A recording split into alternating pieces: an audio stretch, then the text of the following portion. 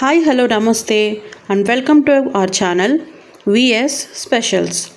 ఈరోజు మనం చిక్కుడుకాయ ఫ్రై ఎలా చేయాలో చూద్దాం.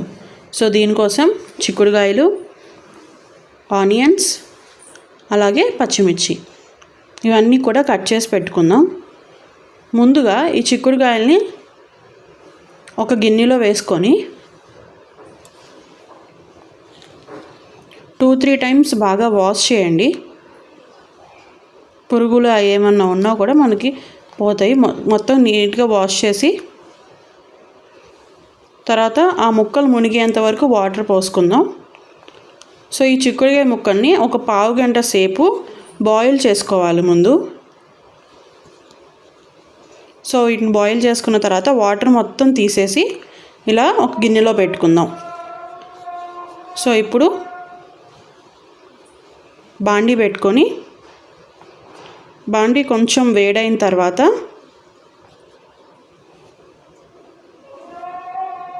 రెండు స్పూన్లు ఆయిల్ వేసుకుందాం.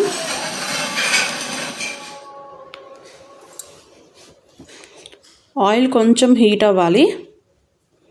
ఇప్పుడు ఇందులోకి తిరగమాత గింజలు వేసి ఫ్రై చేద్దాం లైట్గా.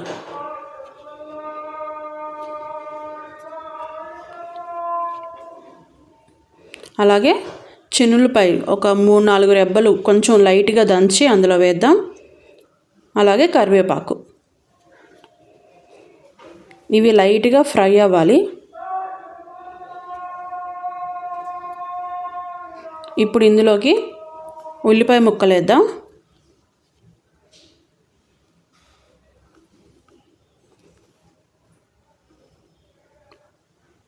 అలాగే పచ్చిమిర్చి కూడా.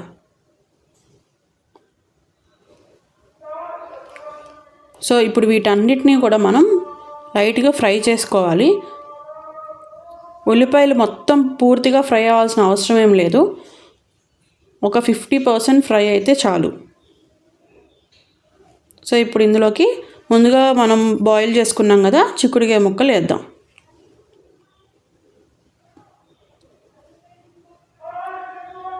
సో బాగా కలుపుదాం వీటిని.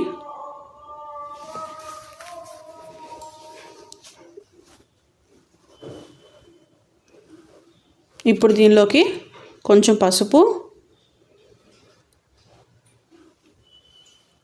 1 టీ స్పూన్ ఉప్పు వేసి మొత్తం మిక్స్ చేద్దాం.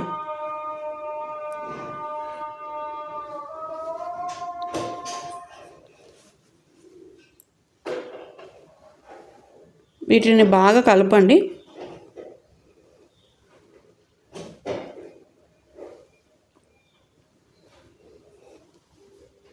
మనం ముందుగా బాయిల్ చేసాం కదా చిక్కుడుకాయలు, వాటిల్లో లైట్గా ఏమన్నా కొంచెం వాటర్ అట్లా ఉన్నా కూడా మనం ఇలా ఫ్రై చేసుకుంటే వాటర్ అంతా కూడా పోతుంది.